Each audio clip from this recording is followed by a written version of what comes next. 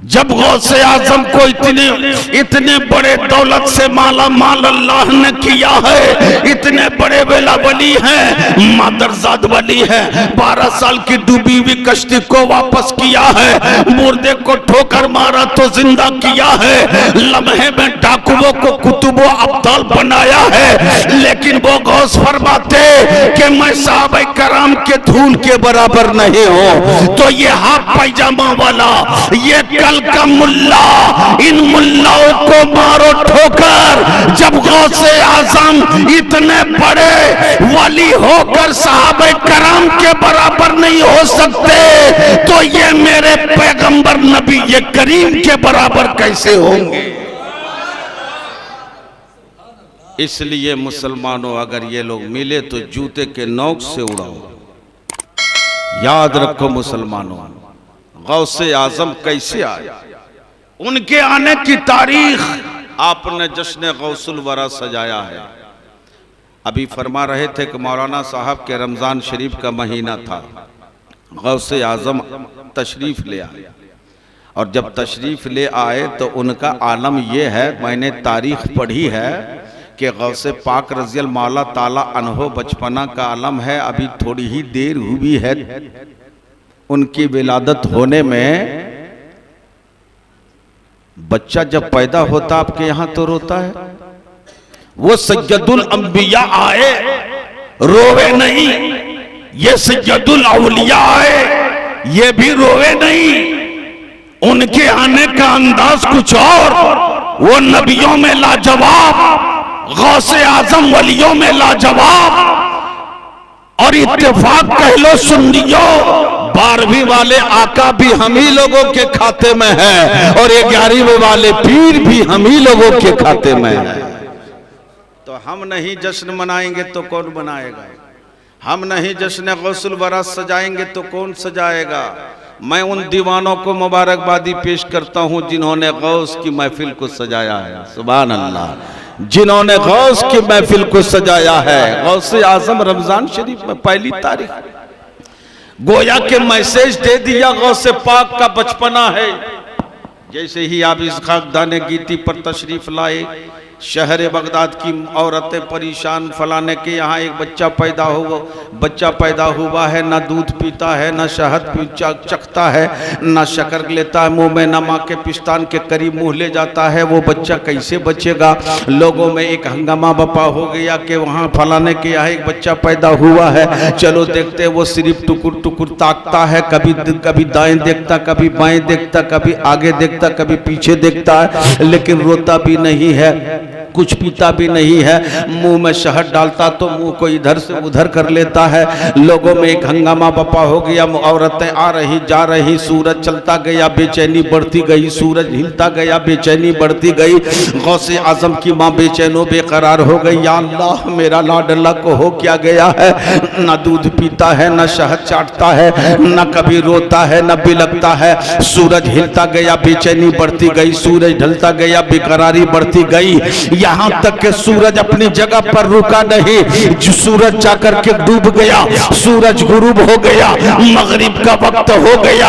मौजिन ने अल्लाह की किबरियाई का ऐलान किया, अल्लाहू अकबर की सदा बुलंद की। इतना कहना था, गौसे आजम माँ के शिकम, गौसे आजम माँ की गोद में आराम फरमा रहे थे। गौसे आजम ने बचपना में दिन भर न दूध लिया, न शहद चखा, न रोवे न बिलके। रमजान की पहली तारीख बगदाद के पीर आए तो जैसे मौजिन अल्लाहू अकबर की सदा बुलंद की, माँ के गोद में गौसे पाक रोना भी शुरू कर देते हैं, माँ का दूध पीना भी शुरू कर। सुभान अल्लाह। ये है गौसे आजम। आज रमजान शरीफ में बहुत सारे लोग बहाना लेके घूमते हैं मेन रोड में, मेरे पेट में गैस हो जाता है, मैं दवा खाता हूँ, रोज़ा नहीं रख पाता हूँ। मुसलमानों, गौसे आजम की महफिल में बैठे हो, गौसे आजम से कुछ मैसेज तो ले लो। गौसे आजम बचपना का आलम थे ना, छोटे थे, धूल में खेल रहे थे। एक बाबा का उधर से गुजर हुआ, सलाम किया, जैसे ही सलाम किया सारे दोस्त अहबाब ने एक मर्तबा जवाब दिया, लेकिन गौसे आजम ने उस बुजुर्ग को 2 मर्तबा जवाब दिया, वालेकुम अस्सलाम वालेकुम अस्सलाम। वो बुजुर्ग आदमी जलाल में आ गए, गुस्सा हो गए कि मेरे सलाम का आप जवाब का मजाक उड़ा रहे हैं। सारे बच्चों ने 1 मर्तबा जवाब दिया, अब्दुल कादिर तू 2 मर्तबा जवाब क्यों दे रहा है? हजरत पीराने पीर रोशन ज़मीर अश-शेख सैयदना अब्दुल कादिर जिलानी रज़ियल्लाहु मौला ताला अन्हो ने उस बुजुर्ग की उंगली को पकड़ा और पकड़ करके बड़े पीर अपने घर की तरफ ले गए और दरवाजे के पास ले जा करके खड़े कर देते हैं। और बड़े पीर इरशाद फरमाते हैं, ए जनाब याद करो, आज बहुत दिन पहले आप इसी गेट के सामने में खड़े होकर आपने सलाम किया था। हाँ हाँ मैंने सलाम किया था। गौसे आजम फरमाते हैं कि मैं माँ के पेट में था, मेरी माँ काम में मसरूफ हो रही थी, मेरी माँ तेरे सलाम का जवाब नहीं दे पाई थी। ए बुजुर्ग सुनो सुनो, मैं माँ के पेट में रहकर मैंने तेरे सलाम को मैं सुन लिया था, वो सलाम का जवाब अभी दिया और अभी आपने जो सलाम किया उसका जवाब दे रहा हो। सुभान अल्लाह सुभान अल्लाह। ये है बहादुरजाद वली, ये है गौसे पाक जो 40 साल तक ईशा के वजू से फजर की नमाज पढ़े। शक बेशक सुभान अल्लाह। मुफ्ती साहब से फतवा ले लीजिएगा, इसका मतलब यह है कि गौसे आजम सोए भी नहीं।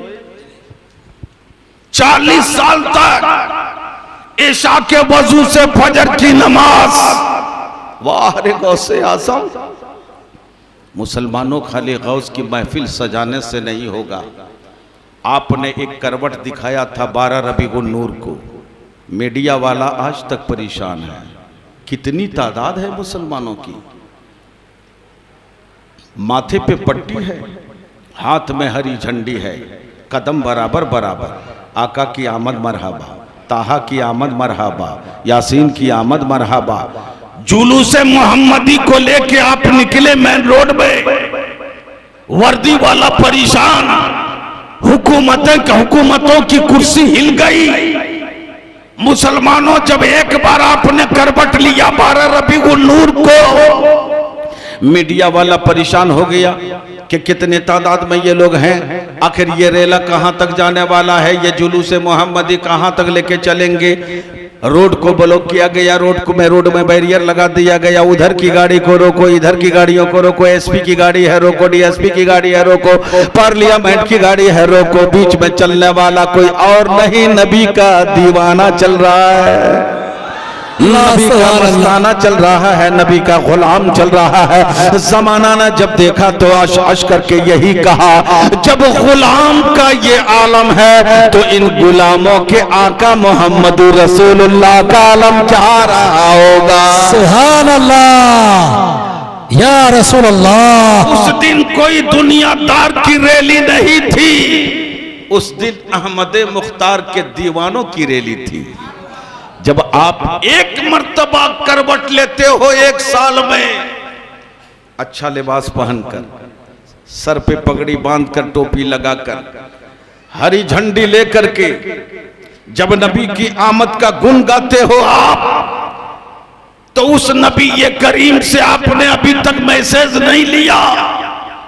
एक बार आपने करवट लिया तो हुकूमत थर्रा गई। ऐ मुसलमानों, अगर वही तेवर, वही जनसैलाब, वही भीड़, अगर आपने फजर में एक करवट ले लिया, जोहर में एक करवट ले लिया, असर में एक करवट ले लिया, मगरिब में एक करवट ले लिया, ईशा में एक करवट ले लिया, फजर में एक करवट ले लिया, तो कसम खुदा की ये किसान का बेटा बोलता है, अभी तक तो करबला की तारीख जमाना वालों ने पढ़ा है। याद रखना मुसलमानों, जब आप नमाज पाबंदियों के साथ अदा करोगे तो जमाना वालों देखते रहोगे और आप चैलेंज करोगे, तेरी माँ ने दूध पिलाई है तो आगे बढ़, मेरी मस्जिदों को गिरा के दिखा, मेरे मुसल्ले को छीन करके दिखा, मेरे इदारे को लूट करके दिखा। तूने भी माँ का दूध पिया है, हमने भी माँ का दूध पिया है, लेकिन दोनों दोनों माओं में फर्क है। तूने अपनी माँ का दूध पिया है तो अपने खानदान के लिए पिया है, हमने अपनी माँ का दूध पिया है तो अज़मत इस्लाम के लिए पिया है। सुभान अल्लाह, सुभान अपनी अल्लाह। माँ का दूध पिया है तो अज़मत कुरान के लिए पिया है, दीन की हिफाजत के लिए पिया है, काबे की हिफाजत के लिए पिया। भारत में इनकलाब पैदा होगा, लेकिन शर्त यह है कि सिर्फ एक दिन करवट लेने से नहीं होगा। एक दिन। यह मदरसा गरीब नवाज है ना, और हिंदल वली का नाम से इस मदरसा को मंसूब किया है। आहा, हिंदल वली सुल्तानुल हिंद, हिंदुस्तान का राजा। हिंदुस्तान तेरे बाप की जागीर थोड़ू है, हिंदुस्तान तो हिंदल वली ख्वाजा गरीब नवाज की जागीर है। सुभान अल्लाह, झूम के बोलते हैं सुभान अल्लाह, और लहक के बोल सुभान अल्लाह। सुभान अल्लाह। और गरीब नवाज जिसको नवाज दे वो यहां भी कामयाब हो जाएगा, वहां भी कामयाब हो जाएगा। इसलिए उस गरीब मदरसा गरीब नवाज के तमाम अराकीन और तमाम मेंबरान से मैं अपील करता हूँ कि गौसे आज़म की महफिल को सजा लेने के बाद कुछ दामन में यहाँ से ले करके जाओ, दामन में यहाँ से ले करके कुछ आप जाओ। और यही वो इदारा है। इसी तरह मकतब में, इसी तरह इदारे में बड़े पीर दस्तगीर रोशन ज़मीरा शेख सैयदना अब्दुल कादिर जिलानी रज़ियल्लाहु ताला अन्हु, उनकी माँ ने फरमाया मेरे लाडला मेरा बेटा ए अब्दुल कादिर जिलानी पढ़ना है। हाँ मैं पढ़ूंगा, बचपना का आलम है। सुभान अल्लाह, बैठिए बैठिए। बचपना का आलम है, अब्दुल कादिर जिलानी पढ़ने के लिए चले हैं। माँ ने उनके कुर्ते के दामन में 40 अशरफियों की थैली को सिल दिया। और जब अब्दुल कादिर जिलानी पढ़ने के लिए मदरसा मकतब जाने लगे तो उनकी माँ उनके दामन को पकड़कर आपने इरशाद फरमाया, ए बेटा, ए अब्दुल कादिर जिलानी, ए मेरे जिगर का टुकड़ा सुनो, लाख मुसीबत आ जाए, लाख तूफान आ जाए, कभी अपनी जबान से झूठ शब्द नहीं निकालना। सुभान अल्लाह। और अभी जब तक हम झूठ नहीं बोलते हैं, ना सुबह होती है ना शाम होती है कि नहीं? कोई भी ऐसा बिजनेसमैन सर्विसमैन वाले हों तो बता दें कि मैं 100% सच बोलता हूँ। चले अब्दुल कादिर जिलानी मदरसा पढ़ने के लिए। आपने सुना होगा बचपना का आलम है, डाकुओं ने रास्ते में अटैक किया, छिनताई जारी, राहगीरों का माल लूटा, डाकुओं का जो सरदार था वो लूटना शुरू किया। बचपना का आलम था बड़े पीर का, वो निकल गए उसी रास्ते से। डाकुओं का जो सरदार था उसने पूछा कि यार वो जो बच्चा जा रहा है उस बच्चे से तुम लोगों ने तफ्तीश किया, पूछताछ किया? कहा हुजूर क्या पूछे उससे, वो तो मदरसा का पढ़ने वाला बच्चा है। और मदरसा का बच्चा क्या लेके जाएगा? 1 किलो चूड़ा लेके जाएगा, 2 साबुन लेके जाएगा, थोड़ा सा तेल लेके जाएगा। मदरसा का बच्चा क्या लेके जाएगा? 2-4 रुपया लेके जाएगा। मदरसा का बच्चा क्या लेके जाएगा?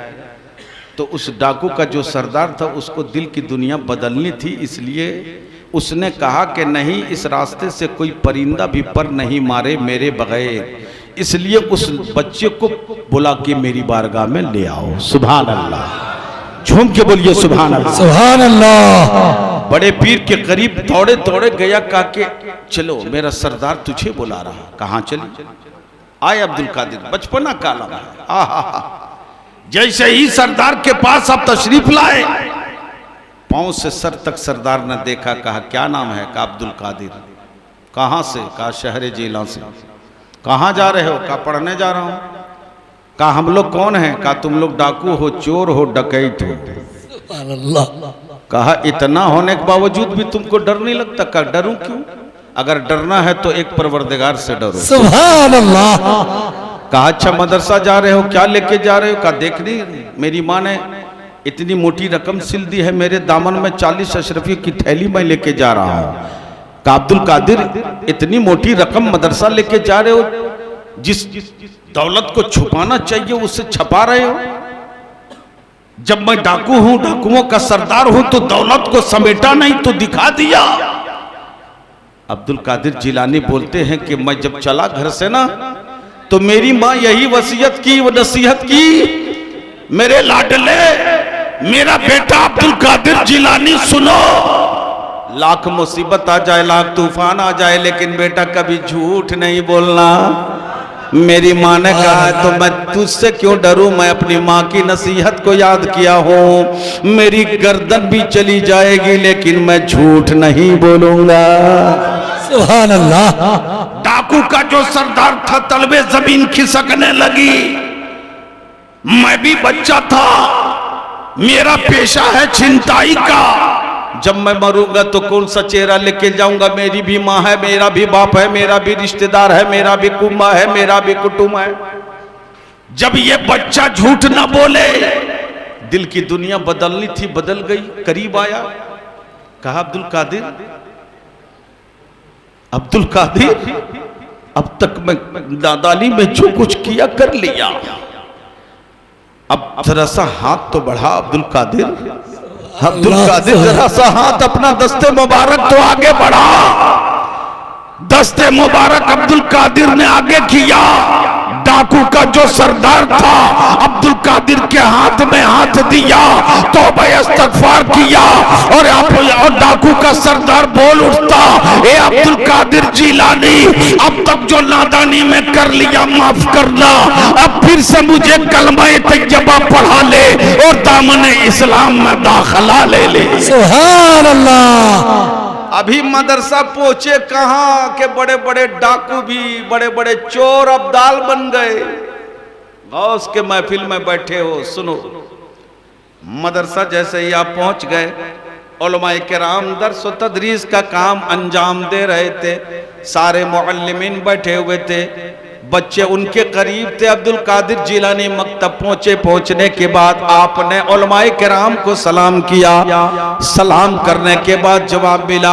जवाब ले लेने के बाद अब्दुल कादिर जिलानी मुअल्लिम के करीब गए, उस्ताद के करीब गए, टीचर के करीब गए, और जाने के बाद आपने कहा, ए मेरे उस्ताद, मुझे एडमिशन ले लीजिए, मैं पढ़ने आया हूँ। मेरा दाखिला ले लो, मैं पढ़ने आया हूँ। मुझे मदरसा में भर्ती ले लो, मैं पढ़ने के लिए आया हूँ। दाखिला हो गया, एडमिशन हो गया। मुअल्लिम पढ़ाना शुरू किया, पढ़ो बेटा अब्दुल कादिर, औज़ु बिल्लाहि मिनश शैतानिर रजीम, बिस्मिल्लाहिर रहमानिर रहीम। उस्ताद पढ़ाना शुरू किए। हजरत अब्दुल कादिर पीराने पीर रोशन ज़मीरा शेख सैयदना अब्दुल कादिर जिलानी। अभी पहला ही है, अभी पहला ही राउंड है। मदरसे की आबो हवा को समझा नहीं, मदरसे के चार दीवारी को मुआयना नहीं किया, मदरसे के सख्ती और कवानीन को देखा नहीं। अब्दुल कादिर जिलानी दोनों पाँव को समेट कर बैठ गए दुजानों, और मुअल्लिम के करीब बैठ कर के आपने पढ़ना शुरू किया। जैसे ही मुअल्लिम पढ़ाना शुरू किए, अब्दुल कादिर जिलानी अपनी आंख को बंद किया और पढ़ना शुरू कर देते हैं। मुअल्लिम की जबान खामोश है। अब्दुल कादिर जिलानी बचपना का आलम है, सूरे फातिहा की मुकम्मल तिलावत कर लिया, उनकी जबान नहीं रुकी। अलिफ लाम की तिलावत मुकम्मल कर लिया।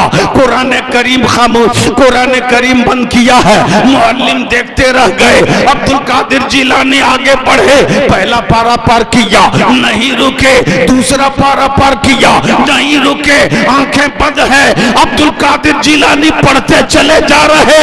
10वां पारा पार किया, नहीं रुके। 13 पारा पार किया, नहीं रुके।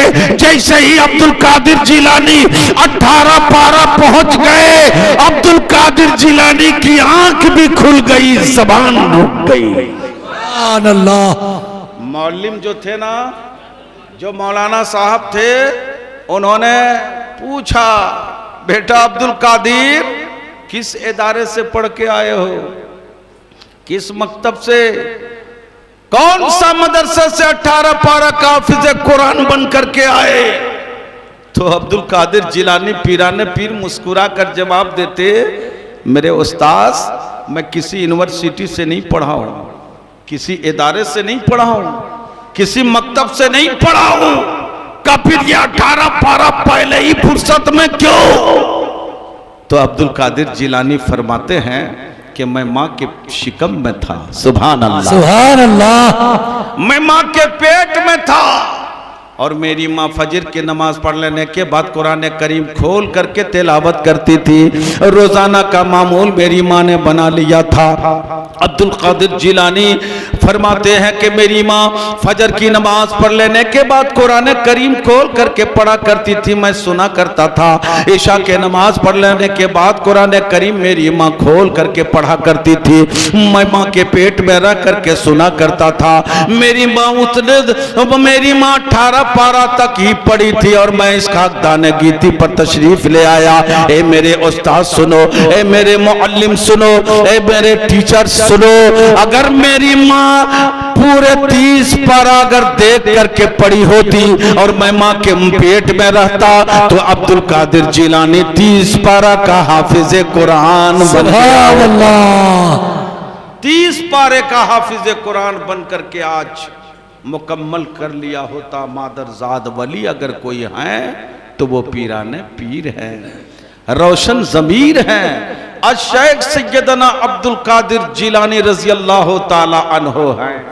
मुसलमान सिर्फ रात को जाग लेने का नाम इबादत नहीं है। इबादत थोड़ी सी हो और उस इबादत में लिल्लाहियत हो, उस इबादत में तकवा हो, उस इबादत में खशियत इलाही हो, तो मैं समझता हूँ रात भर इबादत करने से बेहतर है थोड़ी सी इबादत आप कर लें। गौसे आजम की महफिल में बैठे हैं, एक पॉइंट बोलूँगा, तकरीर ख़त्म, चूँकि इशारा हो रहा है। 11वीं शरीफ का मौका था। मैं जिंदा वाक़या बताता हूँ। ये मदरसा गरीब नवाज के अंदर बैठे हैं, उलमाए किराम की एक बेहतरीन जमात यहाँ बैठी है। मैं जमशेदपुर साक्षी मोहम्मडन लाइन प्रोग्राम में गया हुआ था, 11वीं शरीफ का मौका था। जैसे ही मैं वहाँ उतरा, असर की नमाज पढ़ लेने के बाद मैंने डेगों की कतार गिनना शुरू किया और बहुत बड़का बड़का डेग चढ़ा है गौसे पाक के लंगर के नाम पर। जब मैंने बड़े बड़े डेगों को गिनना शुरू किया तो 33 डेग तक मैं गिन पाया था। सुभान अल्लाह, 33 डेगों की कतारें लगी हुई थी। अंदर में कितने डेग चढ़े थे मैं नहीं कह सकता। मैंने एक आदमी से सवाल किया कि यार बताओ, ये इतनी लंबी कतार डेगों की ये मुकम्मल कमेटी वाले कर रहे हैं, पूरे जमशेदपुर वाले कर रहे हैं? जवाब देने वाला मुझको जवाब दिया था, मौलाना पूरे कमेटी के लोग नहीं हैं, पूरे मोहल्ले के लोग नहीं हैं, पूरे टाटा के लोग नहीं हैं, बल्कि एक हाजी साहब हैं जिनका नाम अब्दुल मन्नान है। वो हाजी साहब अकेला सर में कफन बांध करके हर साल इतना लंगर लुटाते हैं। सुभान अल्लाह। मैंने कहा वो हाजी साहब हैं कहाँ? कहा अंदर बैठे हुए हैं। पता लेते हुए हाजी साहब के यहाँ मैं पहुँचा, सलाम किया, मुसाफा किया। मुसाफा करने के बाद मैं उनके करीब बैठ गया और बैठ जाने के बाद मैंने पूछा, हाजी चचा बताइए ना, आपको गौसे पाक से इतनी बड़ी मोहब्बत क्यों हो गई? सुभान अल्लाह। आपको बड़े पीर से इतना लगाव कैसे हो गया? आपको बगदाद के राजा से इतनी मोहब्बत कैसे हो गई? बताइए ना। और ये डेगों की तादाद जो आप चढ़ाए हैं तो किसके लिए चढ़ाएं? उन्होंने कहा, बेटा मैं जमशेदपुर चारों तरफ ऐलान करवाता हूँ और ऐलान यही होता है, आओ गरीबों लूट लो गौस का सदका बट रहा है। सुभान अल्लाह। आओ यतीमों लूट लो गौस का सदका बट रहा है। आओ बेवाओं लूट लो गौसे आजम का सदका बट रहा है। मैंने कहा, चचा ये कब से कर रहे हैं और कब तक इसको आप करते रहेंगे? तनहा इतना खर्चा क्यों करते हैं? आपको गौसे पाक से मोहब्बत कैसे हो गई? आपको पीराने पीर से इतना लगाव कैसे हो गया? इतना पूछना था कि हाजी साहब के आंखों से आंसू गिरना शुरू हो गया, आंखों से आंसू का सैलाब बहना शुरू हो गया। मैं और करीब गया और करीब जाने के बाद मैंने पूछा, चचा आप रो क्यों रहे हैं? मेरा सवाल का जवाब तो दे दीजिए। उसने कहा, हाजी साहब ने कहा, भर्राती हुई आवाज में आपने मेरे सवाल का जवाब दिया, बेटा कहाँ से आए हो? मैं कहा कि देवघर डिस्ट्रिक्ट से चल करके आया हो। कहा आपसे पहले 11 आलिम पूछ चुके हैं, मैंने जवाब किसी को नहीं दिया था, लेकिन जब तू बज़िद है तो मैं जवाब देता हूँ, सुनो गौर से। यही वो धरती है, यही वो जगह है, यही वो साक्षी बाजार है। इसी बाजार में बहुत ज़माने पहले गौसे आजम की महफिल लगी हुई थी, गौसे आजम का जश्न मनाया जा रहा था। एक आलिम दीन तकरीर कर रहे थे और तकरीर के दौरान सब गौसे आजम के नाम पर एक कुछ ना कुछ लुटा रहे थे। कोई 10 भी दे रहा था, कोई 20 भी दे रहा था, कोई 50 भी दे रहा था, कोई 100 भी दे रहा था, कोई 2000 भी दे रहा था। मेरा दिल नहीं मान रहा था और मैं सोच रहा था बैठे बैठे, मैं जमीन पर बैठा हुआ था उसी मजलिस में। गुर्बत का तो आलम यह था बेटा कि सुबह खाता था फिर दोपहर को फाके में रहता था, शाम को खाता था तो सुबह सोचना पड़ता था। इतनी गरीबी मैंने नजरों के सामने से देखा था। लेकिन जैसे ही गौसे आजम के सदका सबने लुटना शुरू किया, मैंने अपने जेब को टटोला। जेब को टटोलने के बाद मेरे जेब से सिर्फ 11 रुपया निकला और 11 रुपए निकलने के बाद मैंने मुट्ठी को बंद किया। आंखों से आंसू का सैलाब जारी हो गया और मैंने दिल ही दिल में बगदाद वाले आका को पुकारा, ए गौसे आजम, सुना है कि 40 मुरीदों के यहाँ एक ही वक्त में आपने अफ्तारी किया है। सुना है कि 12 साल की डूबी हुई कश्ती को आपने वापस कर दिया है। और ए गौसे पाक, सुना है कि आप गरीबों के यहाँ भी तशरीफ लाते हैं। ए गौसे आजम, मेरे पास दौलत नहीं है, मेरे पास सरबत नहीं है, मेरे पास कोई जमीन जायदाद नहीं है। ए गौसे पाक, आज 11वीं शरीफ है और मैं 11वीं शरीफ के नाम पर 11 रुपया मुट्ठी में लेकर आलिम दीन को मैं दे रहा हूँ। ए गौसे पाक, तेरा सदका मेरे दरवाजे पर उतर जाए, सुभान अल्लाह, मेरे घर तक उतर जाए। ए बेटा, आने वाला साल अभी पलटा ही था कि ये तिजोरी देख रहे हो, ये बैंक बैलेंस देख रहे हो, ये बिल्डिंग देख रहे हो, ये 4 व्हीलर देख रहे हो, ये नौकरी देख रहे हो। और मैंने उसी दिन से कफन बांध लिया सर में कि जब तक मैं जिंदा रहूंगा, जब तक मैं हयात में रहूंगा, जब जब 11वीं शरीफ का मौका आएगा, मैं ना बैंक देखूंगा, ना घर का तिजोरी देखूंगा, बल्कि गौसे आजम के नाम पर इसी तरह लंगर लुटाता रहूंगा। सुभान अल्लाह, नारे तकबीर, नारे रिसालत, मसला के आला हजरत।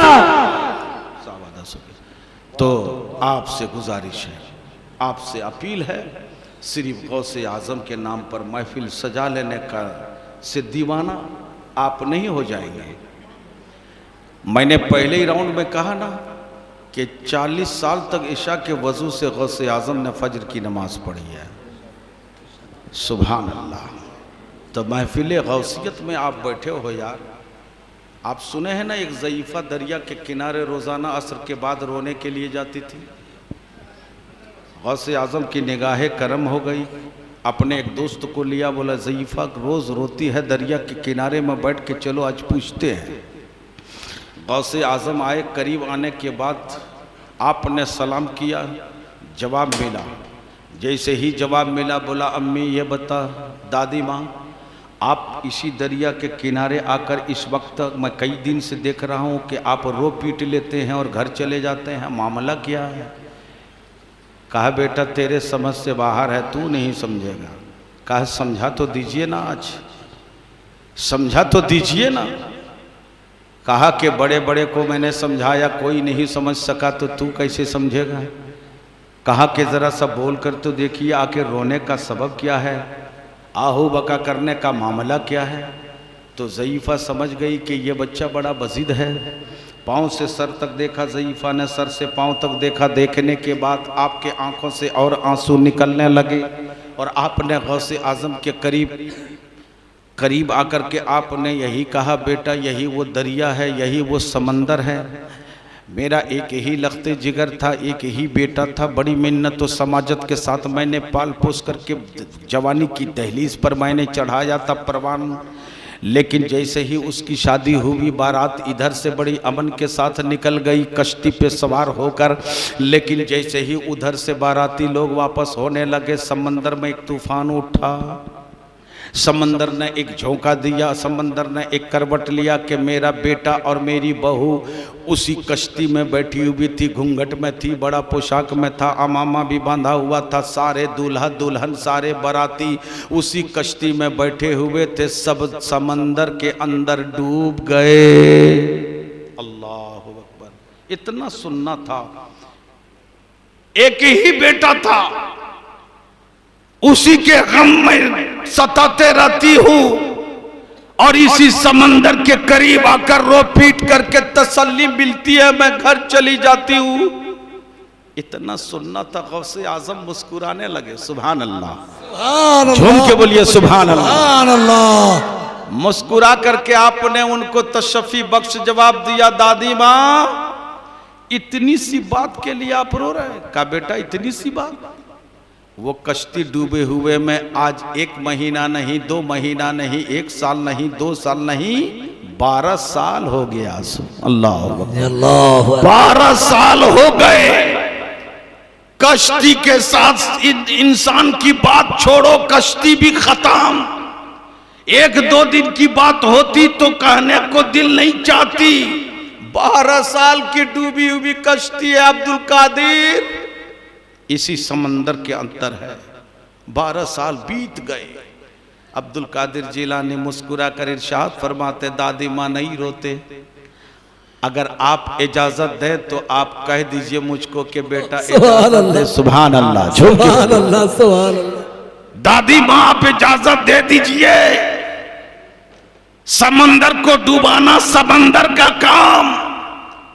कश्ती को जैसे ही कश्ती उधर से आ रही थी, उसी कश्ती को उठाना अब्दुल कादिर जिलानी का काम। सुभान अल्लाह। कहा बेटा मजाक तो नहीं करते हो? का मजाक नहीं करता हूँ, बोलिए ना थोड़ा सा कि मेरे बेटे को वापस कर दो, बाराती को वापस कर दो, कश्ती को वापस कर दो।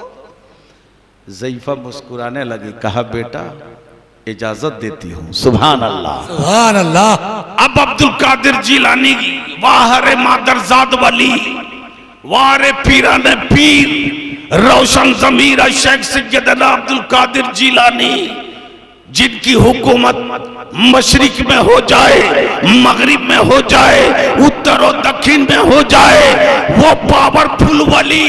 समंदर को इशारा किया, ए समंदर तुझे शर्म नहीं आती? ए समंदर तुझे मालूम नहीं एक माँ का ममता रो जावे, एक बुढ़िया रोते रहे और तू मजा बांटता रहा, तू देखता रहा।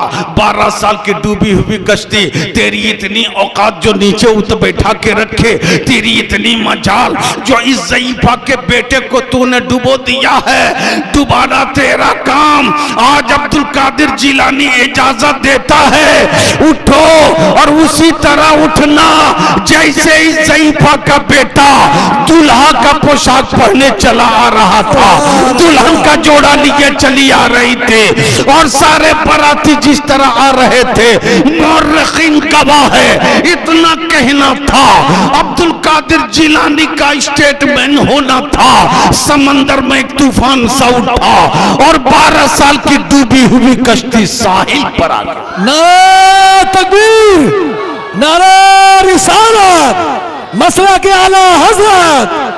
इसी को शायर कहता है, आपका रुतबा कितना है आला, आप है पीरे लासानी अब्दुल कादिर जिलानी।